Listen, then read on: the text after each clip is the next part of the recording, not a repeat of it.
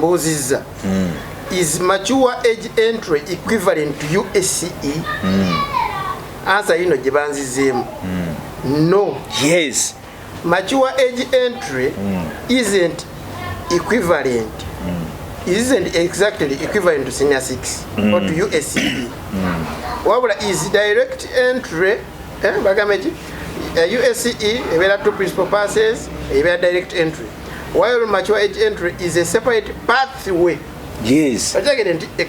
Kakati kino National Council kye kitongole ekikkirizibwa okupima obuzito bw'empapula z'omuntu. N'azitwalayo bwe papa ne bapima ne bagamba nti ye General Shande okusinziira ku short courses n'empapula zino zonna zaasomye. Ye tasomye aptitude test, asomye short courses ennyingi.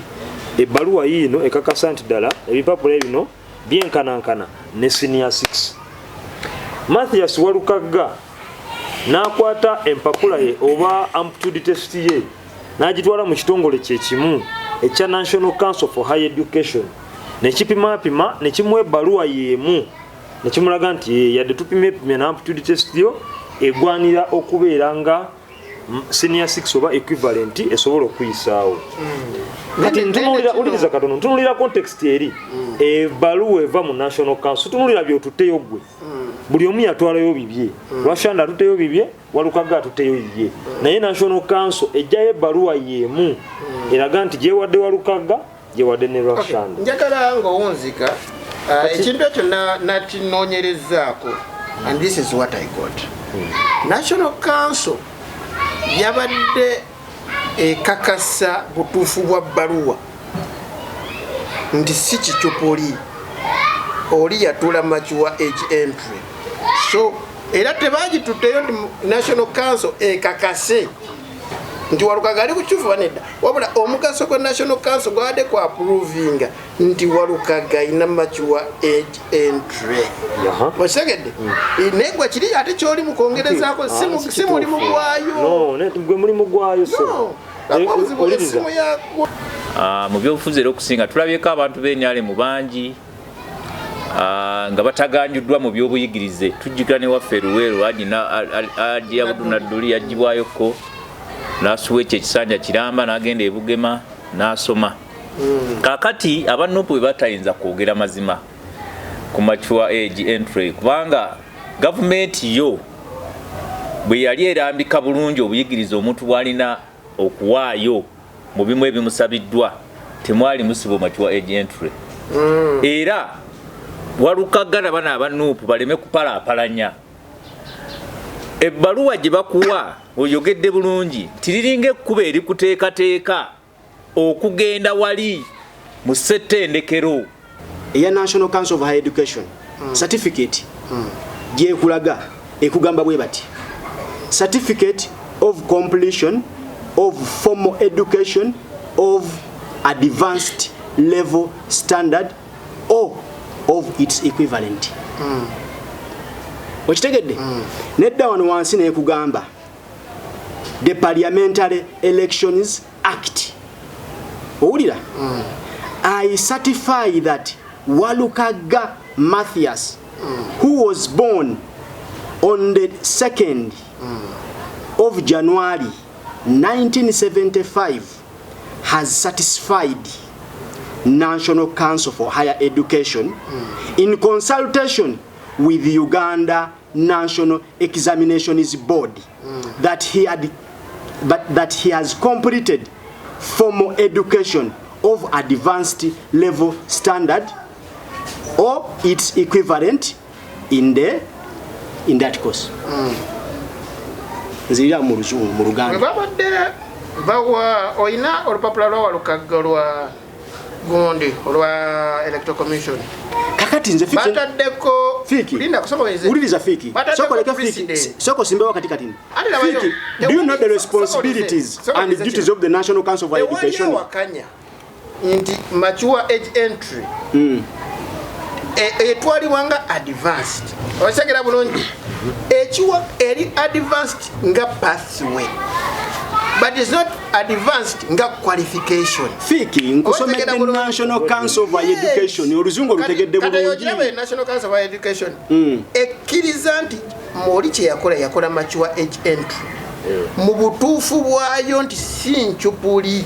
Kati bwe nabuuziza ku kya enrollment yannyonnyodde bw'ati singa to enrollinga ebbaluwa eyo eba nfu, singa enrollinga n'ofuna degree eyo ebbaluwa eba ntuufu nti ekakasa nti senior feno wagikola ekyakubuusa senior 6 oyina age entry eno so egattawo bukasiwa ndine Juma nedda sikuwadde ndine Juma amayinza njaga nnyo ekyandesi nazze wano nga neewadde obudde problem eriwo weewadde obudde naye byoyogera tesirituufu information kuba Juma yeewambye nedda ndine Juma nedda nze Fiiki ye baluwa nagifunye nagiweereza ayo Kagwa kwa registrar nemuweereza njagala nnyonnyole ebbaluwa eno namweza zonna nga bwe ziri kwe kujja nnyola ekintu ekyo. Fiiki njagala kulaga kino ekintu Walukaga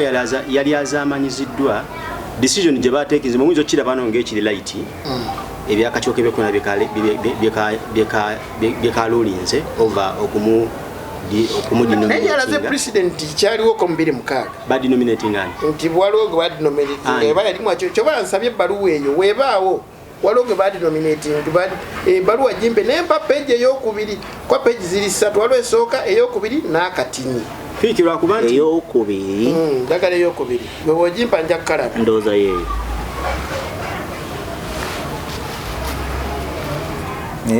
ku luzungu lwonna omukulu lwatabuse yetalaba nti ebbaluwa eyo si gye baagala si kituufu era bw'otunuulira akonti obuziwo judgment eyo decision eyo yamakingidwa eri mu luzungu waliwo kino gisome bulungi ojja okuwulira decision tegamba nti Walukaga byalina tebikola senior 6 oba kugamba byali expire ngenda ku obudde bwo the commission webanga yeno gyendabye namba 6 egamba nti the commission kigambo kibeerako naisa nti it is COGNI SANT oba konaisa of decision of the Supreme Court in the case of Gole Nicholas Davis versus Roy Kiriampawa election petition number 19 of 2007 further observed that a certificate of National Council for Education is not a qualification. Thank you. By itself, and it cannot give life to an invalid or expired qualification. Bayina precedent already yaliwo. Already omusango gwo gwasalibwako nga gusaza sibye abakama nga Supreme Court yegusala. Tamaliriza nga tatikkirwanga senga abadde yatikkirwa twali badde tewaliwo akkiriziganya n'akakiiko ka byakulonda kujjamu Walukaga kubanga yali badde yajoininga atya university ne bamuwa ne degree naye olw'okubanga lino lyali kkuba erimutuusa gy'alaga terisobola kweyambisibwa kumufuula yasoma. Njagala nsembyeyo kano aba NUP batugamba akakiiko k'ebyokulonda kakoze ensobi kale akakiiko k'ebyokulonda kabi nnyo era nga bemutugamba nti gavumenti eno mbi nnyo ffenna tukimanyi mbi naye tuleke vunaana gavumenti byetakoze. Walukaga yatwalibwa mu kakiiko k'ebyokulonda nga wa NUP. Joel Ssenyonyi yatwalibwa mu kakiiko k'ebyokulonda nga wa NUP. Joel Ssenyonyi ng'avunaanibwa okuwandiisa constituency etali gazetted. Yawandiika Nakawa East, Nakawa West, naye nga constituency 81 Nakawa Division West. Akakiiko k'ebyokulonda akabi ennyo kamulekamu. Andi mwalimu n'abeena. Wuliriza. Akakiiko k'ebyokulonda akabi ennyo kamulekamu. Yes. Kyokka akakiiko k'ebyokulonda akabi ennyo ne kajjamu Walukaga. Ku Nakawa bwe baali bawaabidde si ye mwogezi wa NUP. Lwaki koolo kaakola? Abantu bano babeere b'amazima ensobi bagikirize nga nti bebe kuguddeko lebegwa kugweyagala ebe ensobi walukagga tuyambe akkiriziganye n'ebyabaddewo alinda amala okumaliriza diguli alyoka abalibwe mu baaso ekirala nsembayo na kino Enefic Media. Okay, aliko webali kubeera nga kuli kyali Shafik Luwanga Enefic Media. Atwagala twogere ku nsonga eziri mu kakiiko k'ebyokulonda. Emisango kati kigenze mu kooti. Naye twagala tuseke tukasuke tochi tulabe. Wano bendi nabo abasinga bayivu. Abamu bebabanga si bayivu bagenda ne bafuna obuyivu mu bukulu. Nze ndabyeko bangi nga mbavaamu ne bagenda ne bafuna makiwa entry ayi ne bafuna degree era kati bali mu bifo by'amaanyi. Naye njaga tutunuulire ensonga yonna ekayanya eriemu yeyokuba nti Honorable Mathias Mulomba Walukagga empapula za senior 6 zirina naye ayina senior 4. Okay, senior 4 sigirabangako naye ndi sure nti agirina kuba tulasobola kuwakola makiwa entry ndooza nga togirina. Ekyo kyensuubira nganze ku university gyemanyi nga IU. Bw'otunya makiwa entry eriko ekkomo liba lya myaka 2. Naye senga onolinga n'ogenda n'ofuna degree ekyopula kino kiba kikyali valid wadde oba tokyasobola ate kuddamu kikozesa. Naye ate oba osobola okukikozesa nti singa oli akulaba n'abuuza nti okola senior 4 kati ate degree ogijjawa, so ekipapula ekyo oba nakyo era kyoteeka wenaga wayita mu lino kkubo. Abamu batugamba so njagala kati tuyige mwe abagenda otuyigiriza. Abamu bagamba nti mature age entry eri equivalent to senior 6. Abalala bagamba nti nedda. Ndowooza kati abasinga bembuuzizzaako agamba nedda. Ndowooza nga ne mu bo bembuuzizzaako kuliko Sheikh Agwa Swaib era lecturer ko IU yagamba nti diba kubo eri kuyambako kugenda ku ki era nga yagamba nti mature entry eyina omulimu kutwala ku university kufuna degree, so tekutosobola gikozesa kufuna mulimu. Kati Walukagga okukozesa mature age entry eno abavetingi banupu ne bagikkiriza, abakakiiko k'ebyokulonda akaggwanga lyonna ne kakikkiriza, ani abuzaabuzaani? Jagatandika ne Honorable Kuzera. Jagala nkuwe dakiika 4 nsaba ozikozese bulungi. Sebo ne yanza nnyo moderator ne yanzeege olambise bulungi naye katongere okutangazaamu.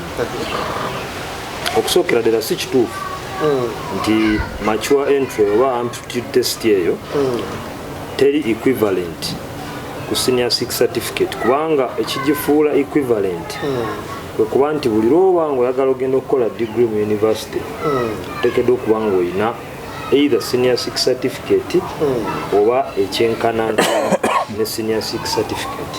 Waliwo ayina essimu kakati bwe kibanga waliwo ayina essimu eriko data bwe kibanga nga entry eyo aptitude test esobola okuyingiza nekwenrolinga mu university nga n'akakiiko akalondoola ebyensoma ebya waggulu mu Uganda mu National Council for Higher Education kagikkiriza era ne kajja accreditinga, ndowoozamu nti obwa bwewussa okugamba nti aptitude test eyo tebeera equivalent to senior 6.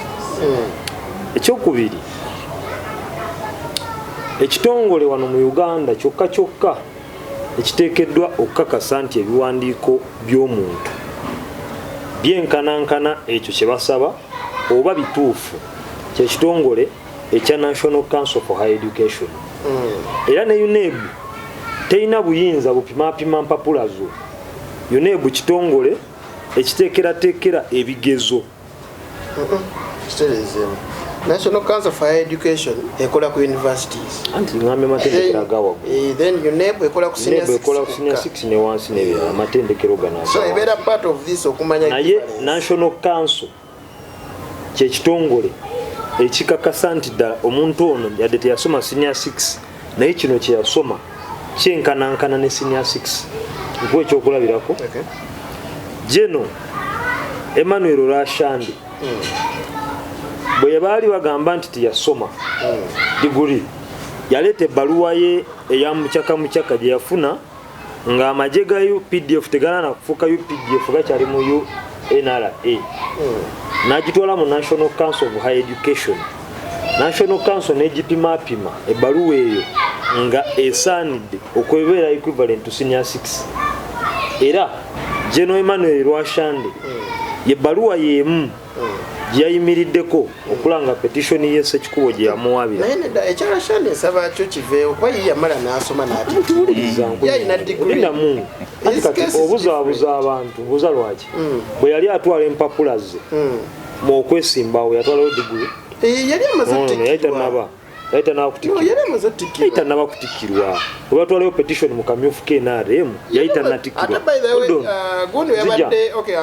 Gundi yabadde ereeta Rashande byasoma machuwa entry yaliko baleese byonna mulimu mukyaka waloki yakolera wano waloki yakola mulimu bu short courses nga 10 bwe bagase so yeta ina buli lwosoma bukoso obwo obutwala mu National Council ne bupimapima ne kuwe ekiwandiko ekiraga nti bwe tupimye bu short course buno omuntu bwe yakusoma bwenkanankana era buli equivalent to baluwa ya senior 6 tuli fenna ebbaluwa yemu eyo General Rashande gyalina eyamweba National Council for Education yebbaluwa yemu Mathias Walukagga Mulumba naye gyalina duka ekibabu tuli fenna kati njagala kulaga double standards ezo nti ebbaluwa ekkiriza Rashande nti yasoma ate baluwa yemu ne Walukagga gyalina obuzibu bwolemeddeko buli bumu ebbaluwa gyoyogerako Rashande sije batunuulidde we nade ndaba ebintu bya Rashande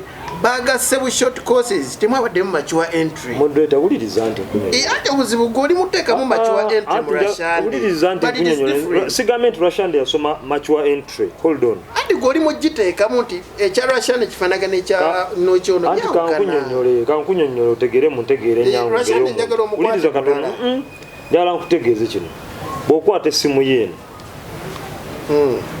okiwulira bulungi netwaha n'aleeta essimu ye eri ne tutwala essimu zino wa makanika ali accredited ye National Council for Education makanika omutuufu n'atugamba nti eno essimu ya Nokia eno essimu ya Tecno tuli fenna Rashande asomye koosi ze nga bw'ozibaze bu short courses bungi abutute mu National Council ompulira bulungi nnyo kubanga National Council kye kitongole ekikkirizibwa okupimapima obuzito bw'empapula z'omuntu n'azitwalayo bwe papa ne bapima ne bagamba nti ye General Rashande okusinziira ku short courses n'empapula zino zonna zazasomye ye tasomye aptitude test asomye short courses ennyingi ebbaluwa yiino ekakasa nti ddala ebipapula ebino byenkanankana ne senior 6 Mathias Walukagga n'akwata empapula ye oba aptitude test ye n'agitwala mu kitongole kye kimu ekya National Council for Higher Education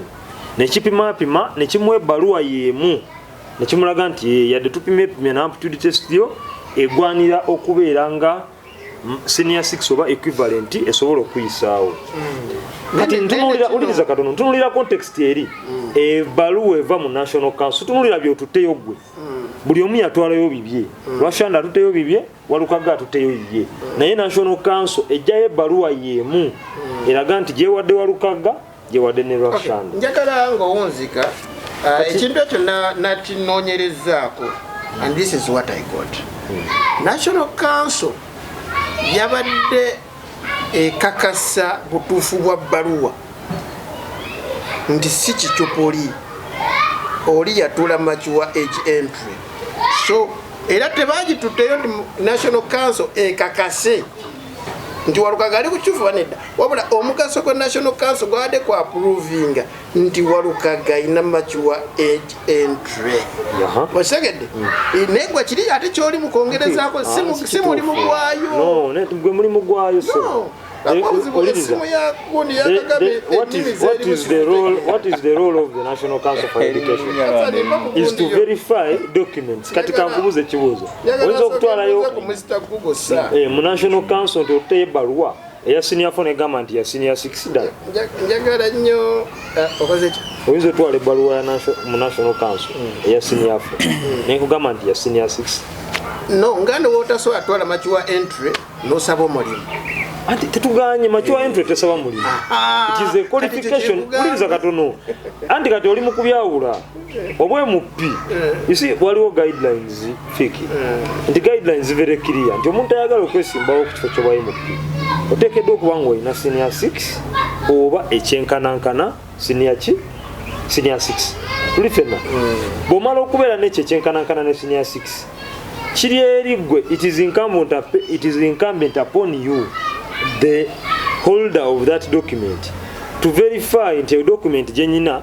yenkanankana ne senior 6 simanyi batuli fenna kakati gwe sigwa akakasa sigwa ino olupimo olukakasa nti ebbaluwa yange gye nasoma yenkanankana senior 6 wabawo ekitongole gavumenti kyeyateekawo kye bayita National Council of Higher Education ekikakasa nti ddala omuntu ono yadde teyasoma senior 6 naye bino ebintu bye yasoma byenkanankanira ddala ebbaluwa ya senior 6 simanyi batulife njagala nnoonye gundi lwakuba essimu gyendi mukuza njagala owunzike ndi Wakagame kakati mukuwunzika ensonga eyo tulina obwennyamivu bw'amaanyi nga bana opposition oba abakulembeze twenyamira nga tulaba okuggwamu ensa kw'ebitongole bya gavumenti mu mbeera nti ekitongole kya gavumenti olwaleero ekisobola okuyisa kino ate ekya nekiraga nti kino kyekyayisa olwaleero leero kifu tuli fenna kakati mu mbeera nga omuntu alina ebbaluwa eva mu kitongole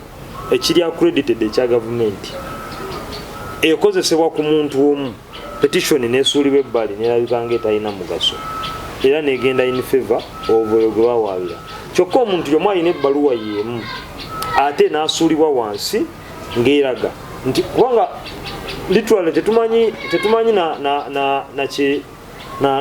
na nsalawo eno eya kooti yakakiiko yabadde yesigamye kuki kubanga n'akakiiko kennyininyini tekalina na buyinza electoral commission terina na buyinza butunuulira buyigirize bwa muntu electoral commission obuyigirize bw'omuntu ebukakasiza ku bbaluwa eyo ebeera evudde mu National Council of Higher Education.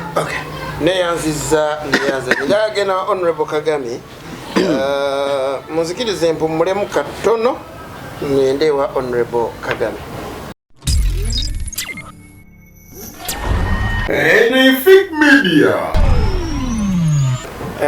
Lwakuba njagala ngende nga nkoze eki nga banayi esimu zitutategeera nzozi iPhone zita mmere naze nenzirayo. Honorable Kagame oli agenze akoze akapapula kamu kasaawa 3 yenkanankana dda nasoma emyaka 2 n'emiggo ekyo njagala nnyo omuntu akinnyonnyola enkitegeere oli agenze n'atuula ekyabakulu kusoma kw'abakulu wasoma bukulu wasoma buto omanyi abeena alimu abasinga baali mu ntalo olutalo bwe lwaggwa netusoma naye mwasoma mukuzi era kyemmanyi eyo mature age entry yateerwawo bainaleemu kuba bagenda okizuula ng'ekyamaze basinga bayita mu nsiko bakadoogo tebayitayo nga balina kuddukira eyo okusinziira ku bamanyi nadde ndawa ku musajja wa Makerere abagaba mature age entry ng'agamba nti liba kkubo oba shortcut ekuyambako okugenda ku university okukola degree ng'olina emyaka 25 n'okukola ki n'okweyongerayo naye bw'ofuna degree eri kati gye bakomyawo eba teyenkanankana na senior 6 olwa kati ate eba esinga ku senior ki oba ofunye ku kisinga nenga yagamba nti luli olupapula si qualification wabula lukuyambako kati ekintu ekyo kitubuzaabuza bo bali bakwizera bano bagamba nti omuntu bw'atuula essaawa 2 n'akola ekibuzo kuba ekyo ekibuzo tekitaawa kulivayizinga eba general knowledge just eba general knowledge muntu ova eno ebintu byebakubuuza naade ntolera ku pepa y'emakerere y'omwaka oguwedde nga just general knowledge era n'omwana wabanga azzenga mugezi wa P7 muto agitula n'akola ki then sina bugezi kasitoba nga osobola okumanya kino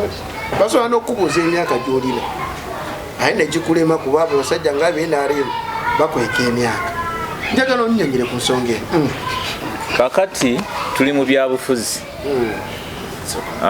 ebyobufuzi bw'ojja okwesimbawo naddala ng'olina amaanyi ng'olina embeera gy'otaddewo mu byobufuzi kwekyo ekifo babalina okutaganjula ebintu ebisinga mu byobufuzi era okusinga tulabyeko abantu b'enyale mu bangi nga bataganjuddwa mu byobuyigirize tujjukira ne waffe Luweero Haji Abdul Nadduli yagibwayoko n'asuwa ekyo ekisanja kiramba n'agenda e Bugema n'asoma kakati abannopu bwe batayinza kwogera mazima ku mature age entry kubanga gavumenti yo bwe yali erambika bulungi obuyigirize omuntu bw'alina okuwaayo mu bimu ebimusabiddwa temwali musibo mature age entry era walukagana bana abanupu baleme kupalaapalanya ebbaluwa gye bakuwa oyogedde bulungi tiriringa ekkuba eri kuteekateeka okugenda wali mu ssettendekero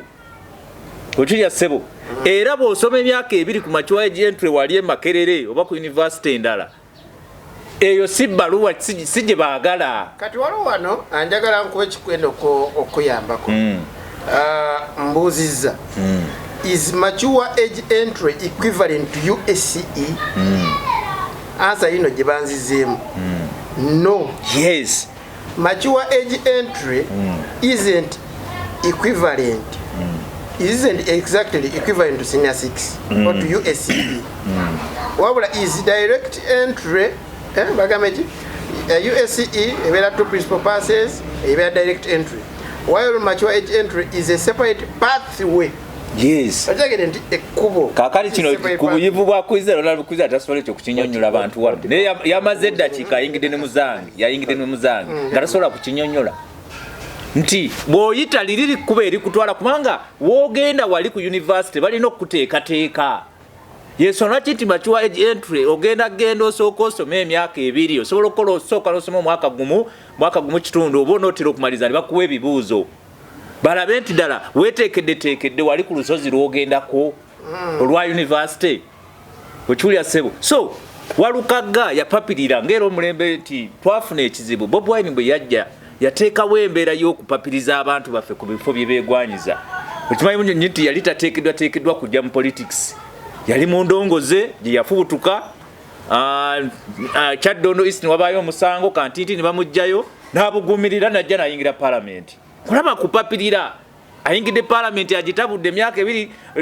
talinze na tusanja addeyo tusanja era ayongera okufuna obukugu n'abuukira president n'atandika okuvuganya ku kya president sanja ekiwedde so yes ye yalina empapula naye kyegambye nti yateekawo eno okubuguumirira n'okukyamukiriza kw'abakulembeze nti walukaggo kimanyi bulungi nnyo nti era baakunnyonnyola ng'oddayo okusoma nti senior 4 terina buzibu singa mu kifo ky'okgenda ku mature age entry singa yagenda ku badifula yagenda ku UMI wali ku Jinja Road waliwo institution kati singa yagenda wali wakabaka in fact kubanga kyebasinga okwagala olina certificate mu masannyalaze ey'emyaka 2 certificate ebeeyita olina certificate mu catering naye nga ya myaka 2 yo president yakigonza yatimanya nti olutalo lwatataganya n'enfuga ebyenjigiriza byali bibi ku bakulembeze abaasookawo tunoonya myaka 2 tunoonya amabaluwa gavumenti geeyagala eyo certificate gye batala kubanga osomye bukulu nti ekuteekateeka si gye baagala ebbaluwa ya P7 ogirina tebeerako expire teriyo bbaluwa yabuyigiriza eggwako nedda ssebo nti bbaluwa ya P7 yaggwako kalize natuula P7 bamukyena mwezi gyeri newe bange embuze ekera ngenda mu UNEP ani yaliwo namire bitabazire sijjukira mbani na kusooka ate kulowooza naye ebbaluwa P7 natulirako kweweri ebbaluwa senior weri bafuna meka otula sijjukira banga sijjukira n'ebirala bye nagattagatta so mu bino ebyobufuzi president yatugondeza era gwe oba weeteekateeka ensobi Walukagga nga bwe gambye nti okubugoomereza kw'abannaffe bano kubabateekamu Walukagga obadde tonnaba kusukka kuva ku bwa meeya wa town council yali alina okukomawo ekisanja kino yeeteeketeeke bw'aba ayagala okugenda ku palamenti amanye wakati yabadde ali ku university ku St. Lawrence kati webunye kyekyamunaabuula ajje waliwo kenjenja kibuuza honorable twa yenge namubuuza kibuuzo kirala so kakati tuleme kuzaabuza abatuuliriza Walukagga ebbaluwa ya senior 6 yali tagirina era abadde tagirina nebyogereregalanya equivalent to senior 6 nga nabyo tabirina yali alina kusooka kumala university ku St. Lawrence ekisanja ekijja 233 n'akola ki n'alyoka ajja n'abiteekayo baali badde bagamba atalinaako kakwakulizo konna naye olwokuba nti ekintu kye yazzeemu singa abadde asaba mulimu baali gumuwadde naye bwe banti yajja mu politics ate nga abadde alaga nti aliko oba oliawo obuwanguzi nti asuubira okuwangula tebasobola kumuleka banga politics banoonyereza buli kantu so kaakati alinde biri ebya university byage kuba tugambye yamaliriza yakola n'ebibuuzo eby'omwaka ogusembayo tanaba kukola ebibuuzo eby'omwaka ogusembayo yes so anaakuma 233 akaluka tulekere kiyimba kuba agenda kawangula kubanga ffe bwe bamugjeyo bwe bati NRM neyongera okuwaga awakanya kiyimba nti yasoma nze asooka okuva nze mujuliza ate kiyimba yasoma ate kiyimba yamanya nakola ebibuuzo wano ng'ali wali ye yasoma kubanga kiyimba tumuleeta ku bwa meeya ng'ekyamazima ebiwandiiko nga bikyabulamu ye n'addayo era kyolaba kiyimba yasamira ggulu nga jazz yangene wa honorable twa njagala twawukaneko alindako kansoke mara bakulu nakwenda kikanyingi njagala ekibuzo kiri bwe kiti honorable Mathias Walukagga mu kusooka tiyalina kirowoozo kijja nga memba wa parliament akatambi akamu katambulako kati kazzeemu yavaayo ng'ali ku mukolo gumu ne honorable Medad Lubega Sseggona akali amago n'amugamba nti nina abazze wange nga bansendasenda ssebo nkwesimbeko nkuvuganye nenalebe nti banoonya byabwe era sigenda kwesimbako wabula bw'onooba ovuddewo ngenda kukola ki ekifo kindekere 230 mumeka mugumu akatambi ako webanga tebaali balina omukolo gwe baaliko saagala mbeere nga ate mpa ekifo kyesinaako nnyo obujulizi bwe yavaawo yamala ate n'akyusa ekifo ky'obwameeya kyeyali ayagala bali abantu oba bayogerako abamusendasenda bandi banga bamusinga amaanyi najja bamusindiikiriza bw'amala okuvaayo nga bamugjeeyo olw'empapula twalabe muzeeyi Magoola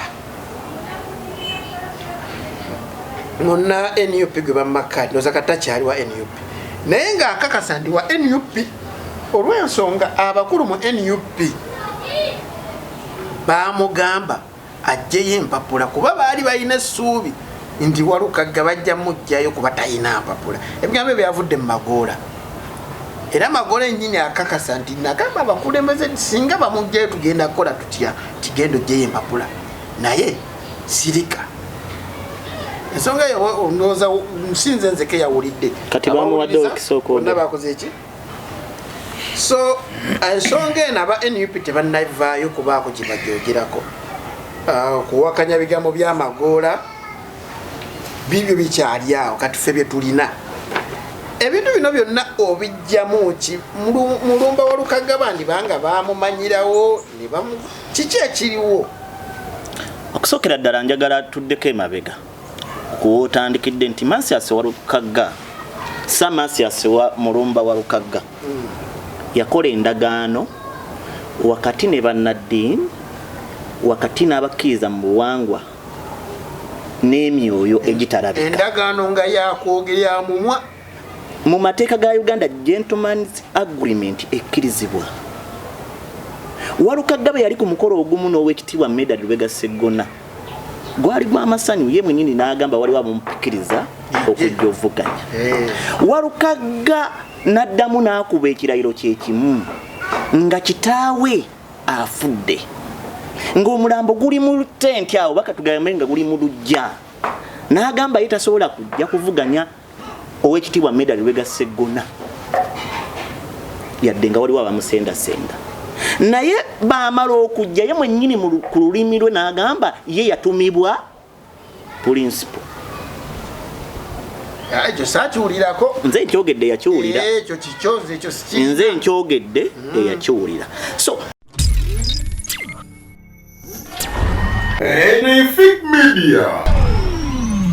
Ebbanga lye tunaamala nga tumenya endagaano ze tukoze wakati mu bantu bye bizibu bye twolekera.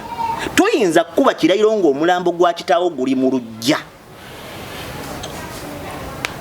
n'obuuza ekirala. Era Walukagga yatuyimbira oluyimba nti Lubaale akuluma. Teri kitawaanya Walukagga. Lubaale yaluma Walukagga. Ani eyali asendasenda Walukagga yali akimanyi nti Walukagga talina mpapula. Baali bakimanyi naye nga batuukiriza NRM Buganda Form 7. NUP yali ekola olukwesikwesi Walukagga wangule abeere kyesirikidde mu Parliament era ng'avunamira General Museveni ne General Sale kubanga buli omu akimanyi Walukagga yennyini nga yeeyogerera nti yeye muyimbi wa General Sale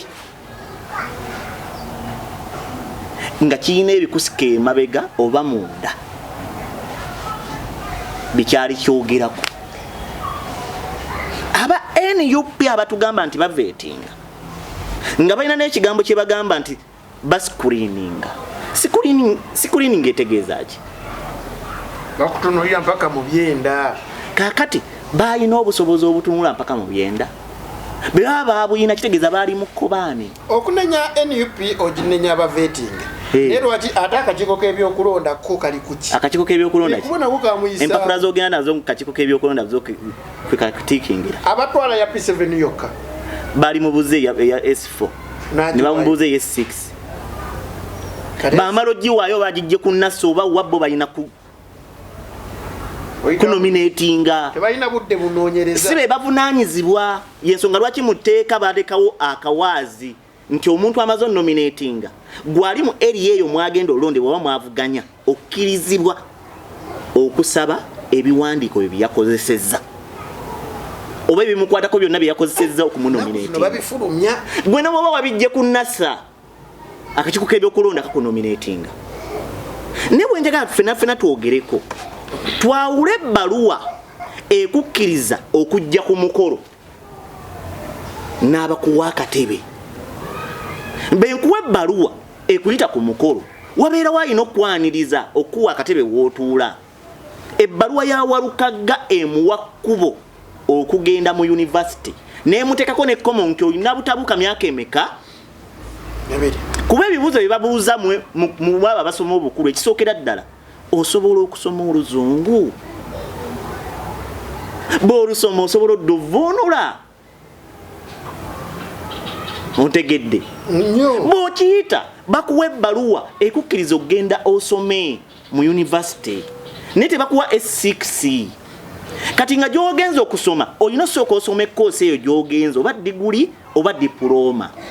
Akakiiko k'ebyokulonda ko kakugamba oba etteeka ly'ebyokulonda ku mubaka wa Parliament ne pulezidenti nno olina okuba n'ekyenkanankana ne S6.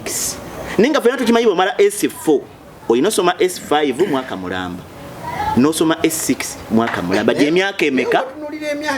Bw'ogenda n'okola koosi yonna n'oba wakoma mu S4 uliriza ne bw'oba wakoma mu S4 n'ogenda n'okola koosi yonna be bagigeregeranya nga yenkana ne S6 tebakubuuza baluwa S6. Kankuwa ekyokulabirako bw'omala S4 okkirizibwa okusoma dipulooma ng'omusomesa. No, eba diploma ya certificate. Kale certificate. Bw'omala S4 okkirizibwa okugenda mu nursing. Aleka tibajongera nako litino certificate ya mwaka No, ya myaka ebiri. Okwenkanankana n'ebbanga lye wali maze wali mu S5 ne 6.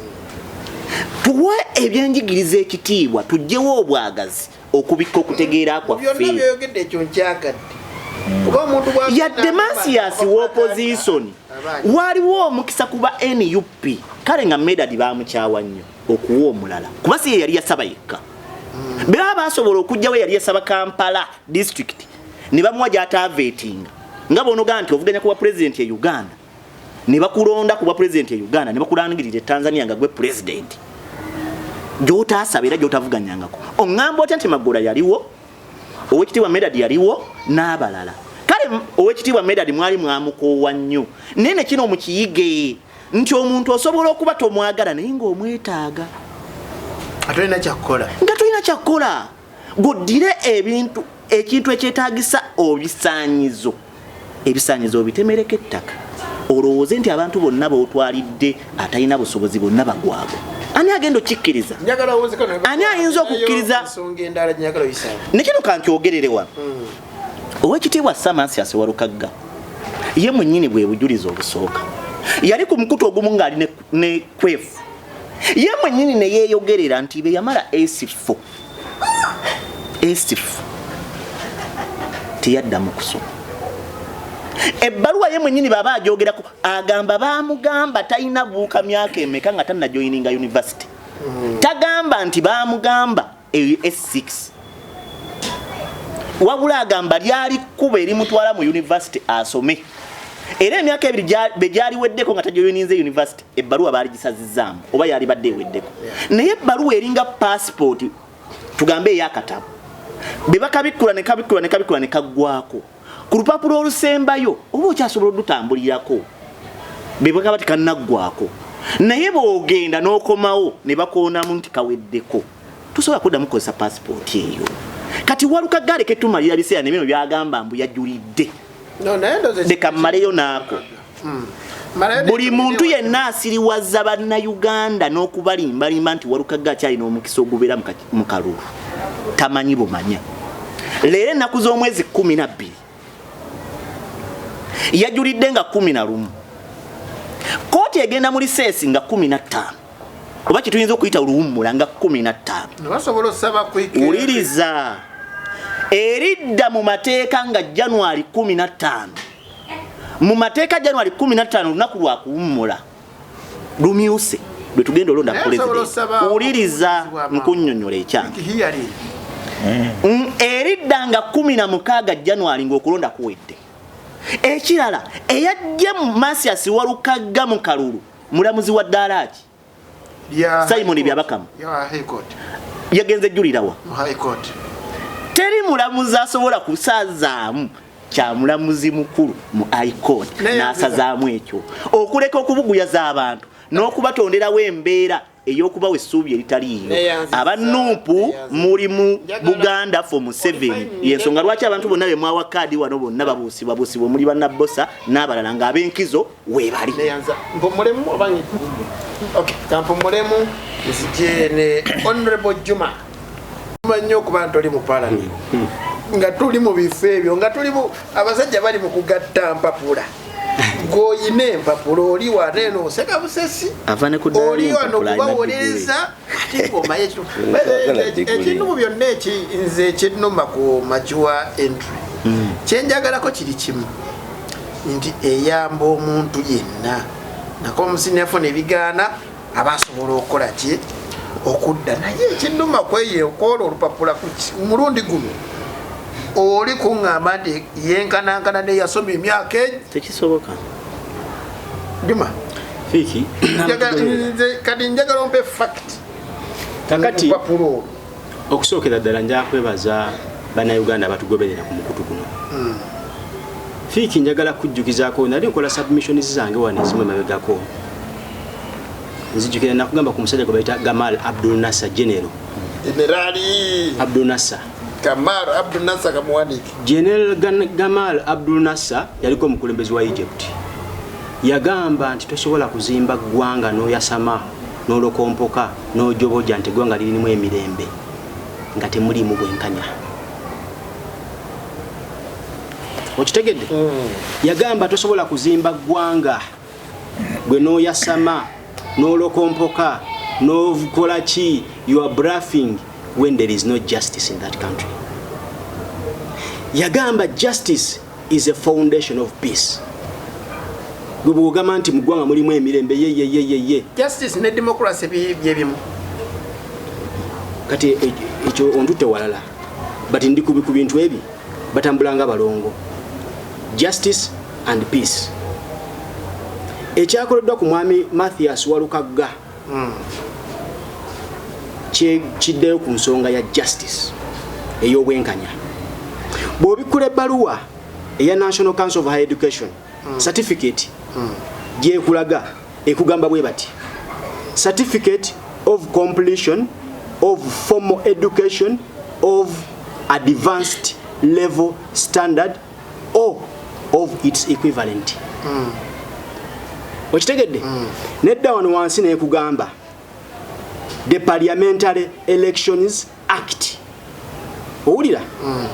I certify that Walukagga Mathias, who was born on the 2nd of January 1975, has satisfied National Council for Higher Education in consultation with the Uganda National Examinations Board that he has completed formal education of advanced level standard or its equivalent in that course.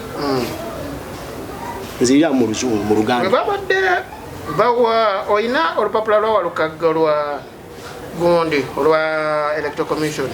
Kakati nze fiki bataddeko linda kusoma nze uliriza fiki sokoleka fiki soko simbewa katikati ni fiki. Do you know the responsibilities and the duties of the National Council of Higher Education? Wakanya nti mature age entry etwaliwanga advanced osegera bulungi ekiwa eri advanced nga pathway but it's not advanced nga qualification. Fiki nkusomedde National Council of Higher Education oluzungu olutegedde bulungi. Kati National Council of Higher Education ekkiriza nti muli kye yakola mature age entry mu butuufu bwayo nti si nkyupuli.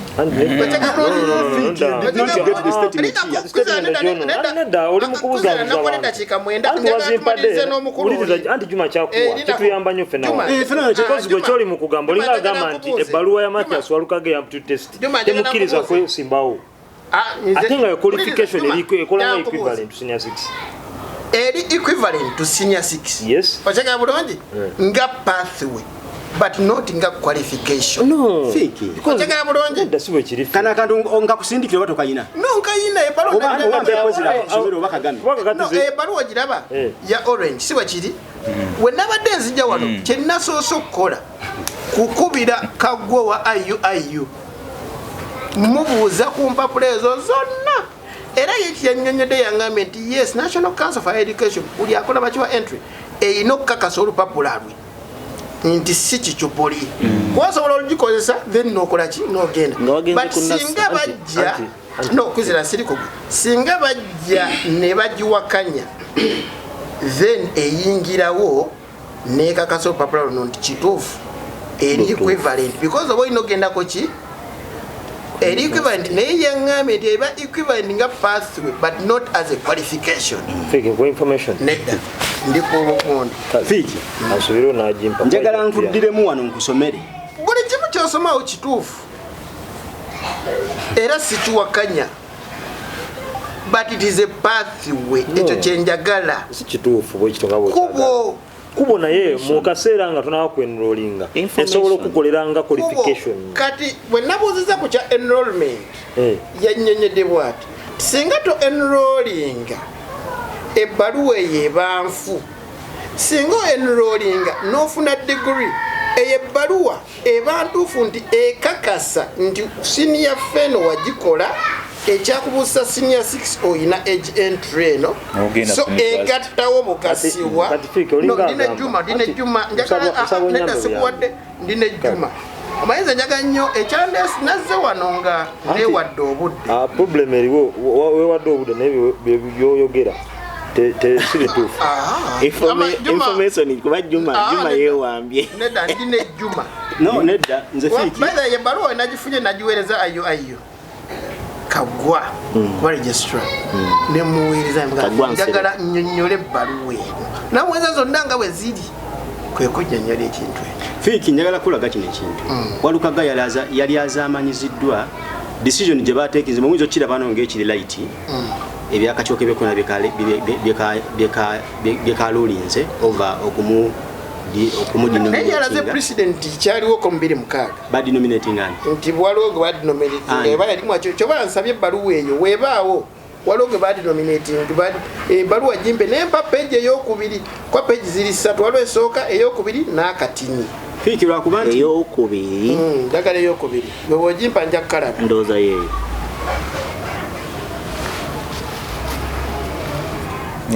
ku luzungu lwonna omukulu lwatabuse yetalaba nti ebbaluwa eyo sigye baagala si kituufu era bw'otunuulira akonti obuziwo judgment eyo decision eyo yamekingidwa eri mu luzungu waliwo kinene gisome bulungi ojja okuwulira decision tegamba nti Walukaga byalina tebikola senior 6 oba kugamba byali expire ngenda ku obuddebo the commission webanga yeno gyendabye namba 6 egamba nti the commission kigambo kibeerako naisa nti it is COGNI oba cognizant of decision of the Supreme Court in the case of Gole Nicholas Davis versus Roy Kiriampawa election petition number 19 of 2007 further observed that a certificate of National Council for Education is not a qualification. Thank you. By itself, and it cannot give life to an invalid or expired qualification. Bayina president already yaliwo. Already omusango gwo gwasalibwako nga gusaza sibye yabakama nga Supreme Court yegusala. So katsebo mukulu akitegedde no nedda Fiki wena olupapula olusembayo omena some gundi eyo ati nawe nyini wosomye wali ekiniso njagala obeere nga nkakasa amatu tegaba nandali gasobola kuba tegawulira atera nedda amatu tegaba nandali kitegeeza gaba gawulira go gaba tegasobola kugamba nti mbwate nalebe kirala kitegeeza njagala obeere nga owuliriza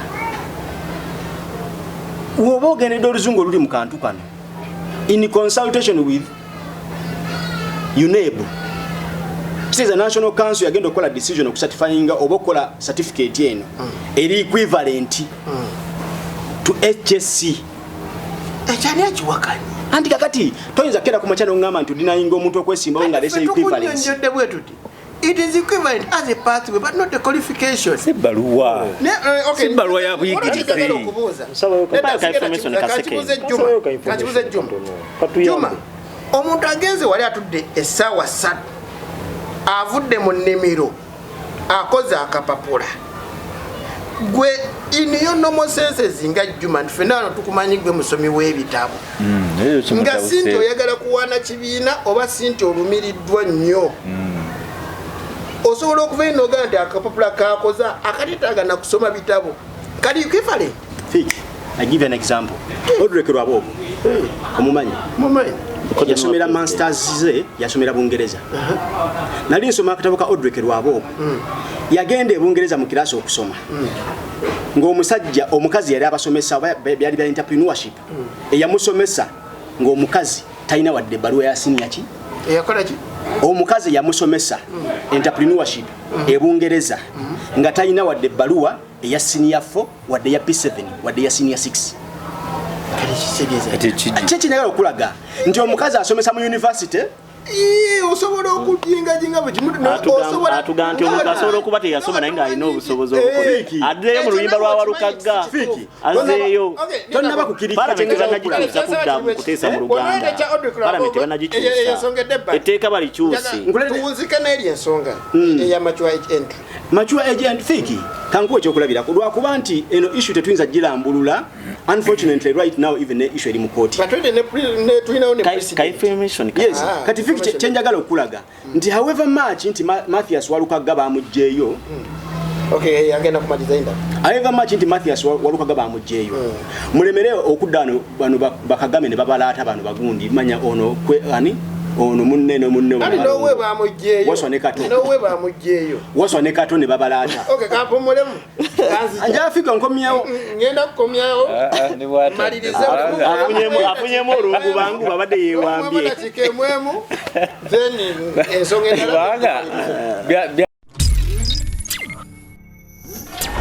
Anyfic Media. Oshegedde bamujje muntu yasoma talina bibaluwa teri equivalent senior expired oli yagambye nti baluwa eri expired leka tujje nti yagenda ogireta eri expired njagala kumaliriza nga ndi kubana abalonga babiri basagambiza ne basanyuka nga bajjo okwa bajjo Mathias Walukaga nabo benyini bali kumachiwa gentre andi bati bamalako anti bani fiki Mbetanga tako twagitegeera fiki njagala kulaga ekirungi kya Juma yo mulaba Juma amanye kitofu ne kati atakumalira buti ati okutwala fiki mwoba osomye ebbaluwa eno kugambye nti National Council of Education baruwa wali ajiwakaja n'omuntu kati equivalence oba yagala ki it is not a qualification it is a pathway sinze moderator naye leka mubuuze ekibuuzo obuvunaanyizibwa wa National Council of Education si byabakama nti yagivunanyizibwako ku interpreting empapula z'obuyigiriza ffe tumutwalira butwalizi kati National Council of Education the question is very simple eyasala omusango ga 2 yali byabakama oba yali Supreme Court nze waliwera ne judgment ebyo sijja kugamba kuba yasale kyebaleese wano judgment yino information nze siri ku judgment mpaka second endala ya 2011 ate goli ku ya 2011 mpaka information temunzikiriza kumala temunzikiriza mundake ya mama Mbabazi versus Electoral Commission 2016 temunzikiriza kumala National Council of Education ye mandatory body true oba statutory body evunanyizibwa mu kutwalibwa empapula ne tu interpreting yanke bino byenkanankana oba tebikola ki tujja kujja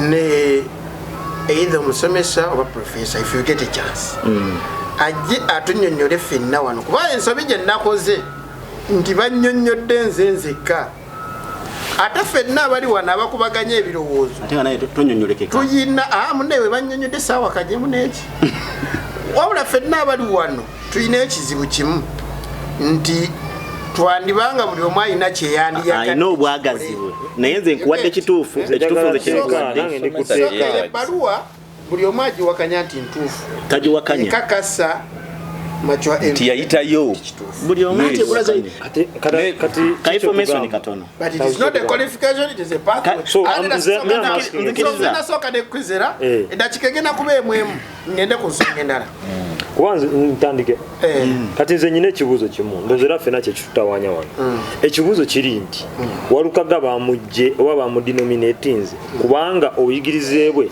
tebwenkana na senior 6 ansa eri nti nedda Walukaga bamugje nga baga nti obuyigirize bwe yaleeta obwenkana senior 6 yagenda obuleeta nga bwaggwako era gundi ya isiwuliriza katono era gundi ya iserivere kiriyange egamba Walukaga Mathias candidate up to details yakola by the time we are submitting empapula ze mu Electoral Commission zali expired so tezisigama nti zali nfuntu tezibalibwa ngo equivalent ate ndabanga gwe kyoyagala okuleeta because National Council baluwa ye kulaga nti egundi eno eri very okay era yenkanankana ne senior 6 however on ya petitioninga era akakigo ekasizide kagamba nti yali expire nze kyovola Walukaga lwayero ne naluyimbazi nalukola lawyer waffe bwatwalayo tugenda kwemulugunya mu kooti tetugenze kwemulugunya gavumenti nti ebbaluwa ntuufu kubanga ye ebbaluwa yo ntuufu n'ekitongole kya gavumenti uliriza katono n'ekitongole kya gavumenti ekiri mandated era kikulaga nti ebbaluwa ntuufu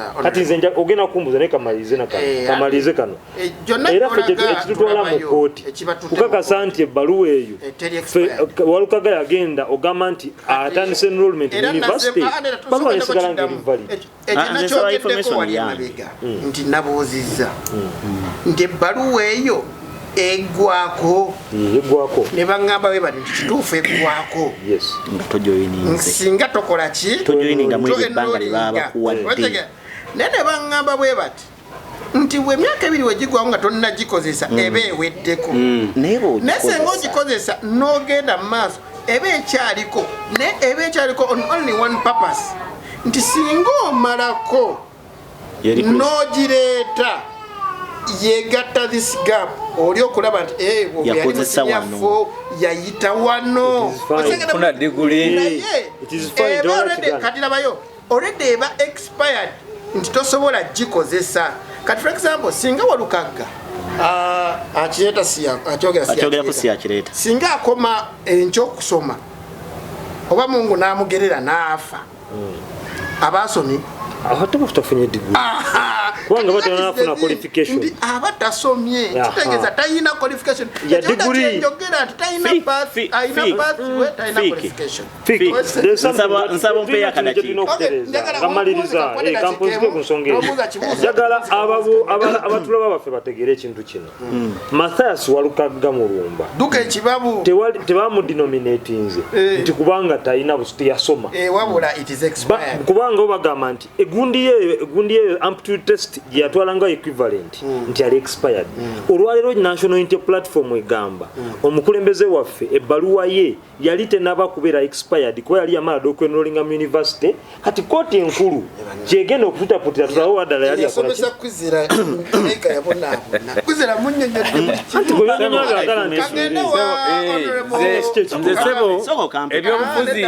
ebyobufuzi bye tulimu bibi kubanga omuntu n'amazima no banate babyononye bakwizira nti n'amazima gonna amazima bagamanyi naleeta ne byeyakola muchaka kakati mu kusoma olubaawo kibula abazungu baagala nnyo okusoma buli kaseera ng'omukulu ono batera okusoma lwabaala obutabo bwatasoma ngoba Professor Museveni buli lweyongera ogenda ng'oyagala okusoma omanya buli lwotula mu mbaawo ez'enjawulo kikuyamba naye kitukoze binya abanupu kiswaza nnyo nti omuntu agenda okujja okwesimbawo yewandiisa avuganye ayita mu bukiiko bw'ebibiina fo weeni ali mwe bajja ne bagamba nti Abudu Kiyimba tiwasoma ng'ate wamala dde Electoral Commission yamala dde ogamba nti okkiriziddwa okwesimbawo ffe nga pate tuswala era no wadde kyakulabirako nti buli we bagamba nti Kagame agiddwayo talina biwandiiko talina buyigirize ng'ate yayita mu kamyufu KNRM jjukira mu bukiiko obwenya tuba n'abakugu baprofesa balamba dokita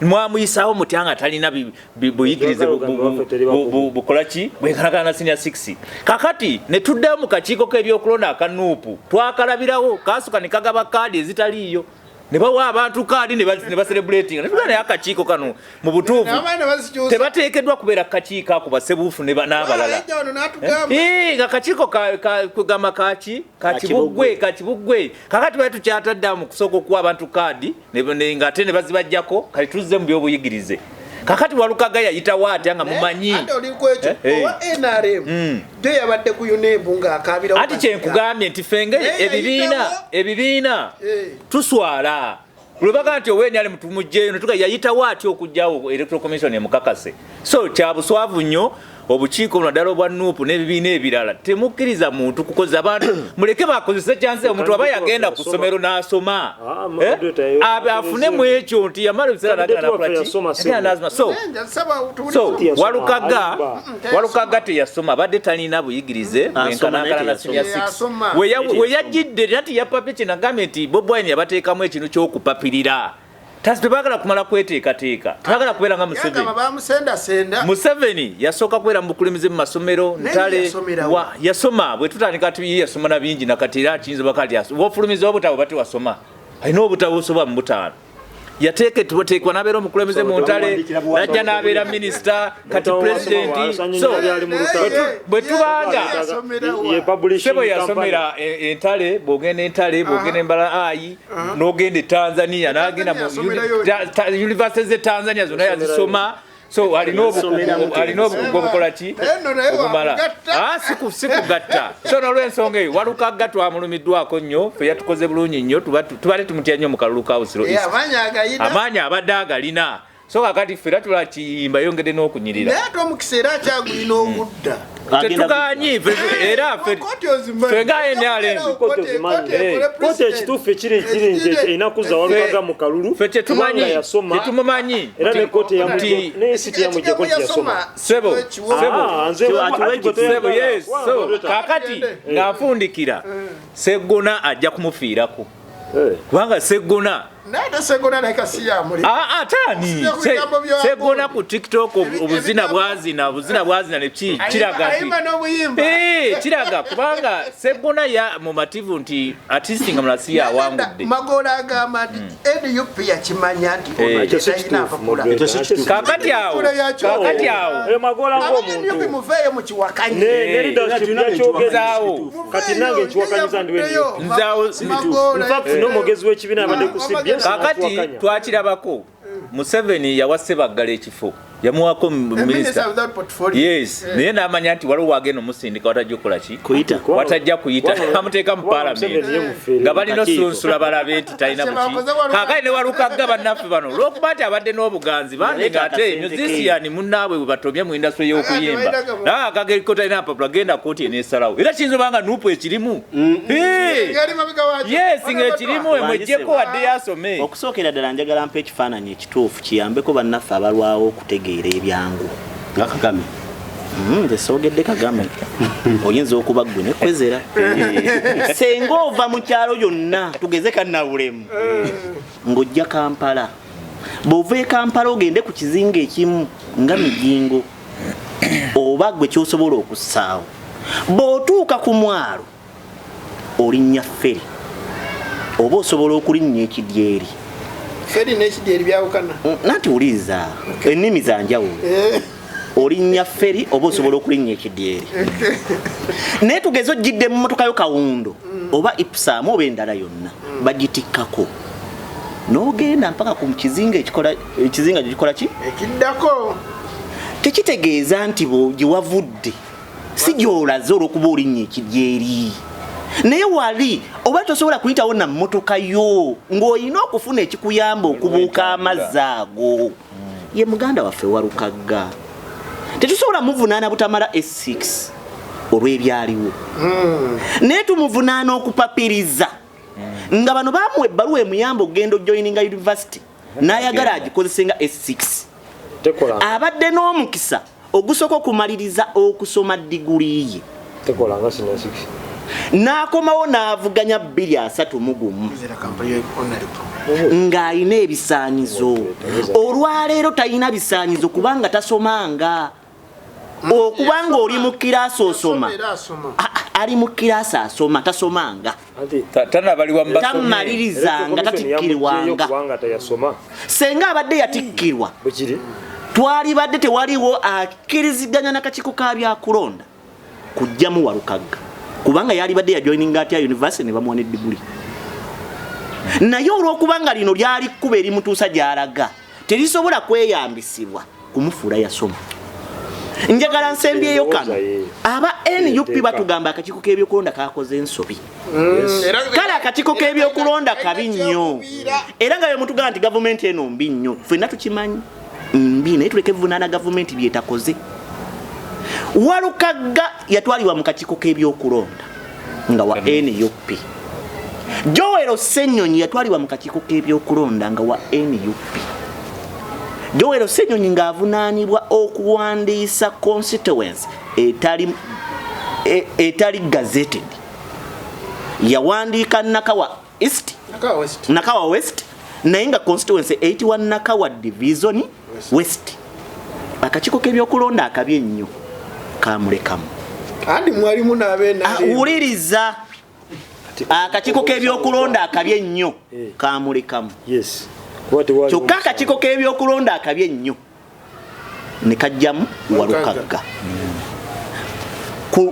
ku Nakawa bwe baali bawaabidde si ye mwogezi wa NUP lwaki koolo kaakola abantu bano babeere b'amazima ensobi bagikkirize nga nti bebe kuguddeko nebegwa kugweyagala ensobi Walukagga tuyambe Walukagga tuyamba akkiriziganye n'ebyabaddewo alinda amala okumaliriza diguli alyoka abalibwe mu baaso ekirala nsembayo na kino wamma nsembayo na kino enjagala osembayo na kino Walukagga mwana mulungi mu kuyimba senga yagenda n'akola course ya entertainment ya mukamawe tiyali badenga tubonyabonya mu bino lwaki obonaabonya abantu gweoyagala okuba akadirisa tonnaba kumaliriza bitabo oyagala oyingire wali ebisanyizo by'ebitabo ani yali amugoba ku bwammeeya waliwo omuliro nti bamwokya kamaliza ne Juma mulekere ekifo kya MP abaasoma bafuutu soja tebajja kuyingira wali olwokuba basobola okusiba obuwuzi bw'engato z'omukulu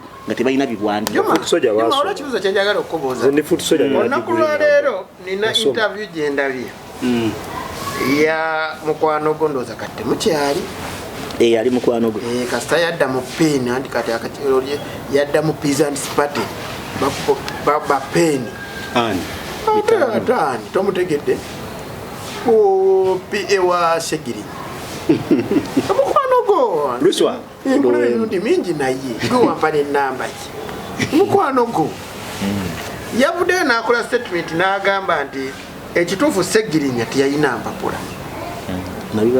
era ne bwe yatuuka nga bamuwa batandise ebigambo ngambo zitandise principal amukubira essimu nti njagala kulaba jangu n'empapula z'obuyigirize Segirinya ne bamuwa amagezi nti kati oba okola okimanyi bakutedde mutwe genda weekalakasi bamukwatira ekyo so teyayina mpapula Segirinya njagala tubuuze ebibiina by'obufuzi twalaba abakulembeze abalala bangi twalaba Haji Sebagala nga bamujja mu by'obufuzi tulaba Haji Nadulimu na NRM nga bamuzzaayo okusoma tulaba abakulembeze bangi nga bazaayo okusoma naye nga ebibiina bino bibadde bibayisizaawo regardless of ani obaani wabanya nkubuza ekibuzo kino mu jeno nga gwe omuntu ateesimbyewo wabula akuba toki mu bibiina by'obufuzi kuba obaddekoko mu kala zonna z'oyambadde kujjako black akakiiko obuvunaanyizibwa bw'akakiiko kano buno obukiiko buveetinga si bwe buyina okuba n'eriisa ejjogi ku mpapula zino oba bateekawo bakyamu Fiiki nja kubeesinga kwekyo nyini kyoyogedde naddala ku nsonga ya Mathias Walukagga no badde saagala nnyo tegedde nkubuuza ekintu kino nga kiri kuliko nowa NRM gwe nalabye ali ku UNEB ayagala kweyambula nga naye bamuggyemu mu palamenti oyo bakozesezza akakodyo kabona abimanyi bye bazannya olw'okuba nti oli munene gwe yabadde avuganya naye Fiiki njagala kugamba nga obuuziza ekibuuzo ekyo ekyamazima kiri nti buli kakiiko buli political party eba n'akakiiko akavunaanyizibwa ku byokulonda from National Unity Platform akafe kayitibwa Election Management Committee EMC kaali kakulibwa Maso Walukamba emyaka gire egiyise kati kakulirwa Harriet Chemutai n'abakulembeze abalala bakakola bw'ojja okwewandiisa oba bw'ojja okwagala ekifo kyonna kyonna eky'okwesimbawo mu mbeera z'obukulembeze naddala nga kuliko empapula z'obuyigirize bakusaba empapula ze z'obuyigirize era n'ozisubmitinga kati nga Mathias Walukagga yajja talina senior 6 naye nga alina ebiri equivalent Mathias Walukagga anti njagala kulaga kindeese Segirinya nga gwe nsinga okwagala kuba Walukagga tumwogeddeko lwaki njagadde nkubuuza ekyo ekibuuzo nti gwe nkumanyi toli mu kalulu kakati Segirinya njagala ompa ekiro kiri jeno nti Segirinya yayita yina mpapula naye yayita mu kakiiko Segirinya yayita mu kakiiko aka Election Management Committee Segirinya ani yagamba ko talina mpapula Luswa kwogera bwogezo ba with facts. No, achogedde nti yalina mpapula. Anti oyinza okumuyita samwa. Naye nti yali PA. Era nja muyita samwa because Segirinya yaja n'asavinga obubaka bwa parliament. Ate no mwama koze eki? No, bavayo ne bamulopa. Anti kati bamujja mu parliament yamaliza yali amaze okusiba ogenda kuvuga. Anti kati nze nja kulaga nti omusango gwa Segirinya gwetaka kwogerako butyawe gwali. Nenda kuleke fenna twagumanya ne Juma. Nkusaba ekintu kimu muganda wa. Osomye. Obatega bulungi. Just nze kyenkubuuziza kibuuzo kyensaba onziremu. Anti kati fiike ombuzize ekibuuzo naye nja kulaga ombuzize ekikati ondifalinze ku luswa. Because tukkiriza luswa ebigambo byagenda okwogera kubanga sobola omujja kandisiza Segirinya. Ngenda mu maaso. Abakira bulungi. Ye kennyini avuddeyo n'akugamba nti ekituufu Segirinya teyalina mpapula. Anti kati nze sijja kitwala. Sijja kitwala nti oba yalina oba teyakola ki. Oba teyalina. Kati Russo yafuuka dde National Council for Education. Ate kati yakunnyonnyola nti yali azikwata. Kitegeeza Russo yennyini mu ffeeri. Ye yali azikwata so yali amanyi nti mukama wawe empapula takola. Kati fiiki nze sijja kisinziirako nti oba Segirinya yalina oba teyakola ki. Oba teyalina. Yali amulopa yali asinziirako ki. Simanyi because tewali. Okay, nze njagala tunuulira ekintu kino. Ndi si yali agenda osooka okuggibwayo. Naye bangi abaggiddwayo. Andi ompadde issue ya Segirinya. Andi nayo ngireese nendete ya Haji Nadduli nendete ya Sebagala n'abalala bangi. Nono wainale muno gunalabijja ali ku parliament n'abalala bebazze bakola ki. Oh, yabadde ku national yabadde ku UNEP wategedde kati issue yanjawulo. Okay, it's fine. Kati nze njagala bonna tubatunuulire be bali mu kujjayo olw'obuyigirize. Ne fiiki njagala nnyo tukkiriziganye. No wano wali bagenda mujjayo ndowooza ensonga zizaalinda. Ani? Wakayima. Yes. Nze njagala kulaga fiiki issue ya Mathias Walukaga ne issue ya Segirinya gwoleseko mu references ne issue y'abagundi y'abani y'abanadduli Basebagala bani. Issue ya Walukaga eri yanjawulo. Nze ekibuuzo sinnakubuuza ku Walukaga. Simanyi lwaki ogayo kumpuliza. Nkubuuza ku bibiina by'obufuzi biteekawo vetting committees EMC zaabyo. Emirimu gyabyo tukkirize nti tebatuukiriza. Batuukiriza fiiki Segiri manyani Walukaga yayita empapula zinaziteekayo. Omusajja aleka mukaluubi. Ne Segirinya omugenzi. Njagawoza olungi. Okkiriza nti wali abaka bagenze bajjangayo lwa bitabo. Yes. Ekyo kyekibuuzo kyenkubuuza. Siri mukubuuza ku muntu omu. Nkubuuza nti ebibiina by'obufuzi obukiiko bwe bateekawo tebakola mulimu gumala. Bakola naye guyinza okuba nga tegumala kituukiridde kituufu. Kuba lumu nali nawe wano naawe. Ne twogera ku mukulembeze omu abammi wa kaadi. Oba kiraba bulungi. Era eyo wiiki wagiyitamu mu kiyongobero. Naye nga naawe okakasa nti wana akakiiko kakoze bukyamu. Oba kitegera bulungi. Kati ebyenjaga tunuulire nti akakiiko we kabanga kakoze bukyamu ng'ekituufu kibaddewo. Yakonzise nawe wakakiiko ebyokundabona ali mu kunkubira. Kati nso omusajja ngoye omutedde ekikaliriro akanuupu kakati so muwuliriza njagala olabe kino onjogeza biki nefiiki kakubanga ekibuzo nganyo kyoge fike omusajja byomuteekako tabisobola ekyobuuza akakiiko ebyokulonda konna kakola ebibiina by'obufuzi birina obukiiko tukkirize nti obukiiko bwo tebukola kuba twali wano naawe nokkiriza nti ekyamazima wawa akakaaka NUP nti kasalamu amancoolo abakira bulungi kati bino byonna we bijja notulaba abakulembeze abajja mu paalamenti kabamu babajja na mu paalamenti baize tulwawo nnyo notubali tuluddewo nnyo n'okulaba ebajjira ddala mu kalulu direct. Kati kamalize n'ensonga egyobuuzizza ogifunye nkutegedde njakulaga ekintu kino oli mutonde ne bano bonna abatugobera baki bantu era bantu teriyo nsolo. Omuyimbi Paulo Kafeero yagamba ensobi zikola abantu balamu ne zigonjoola baki neyanziza banaye basiibudde omukama nkuumire beera bulungi weraba.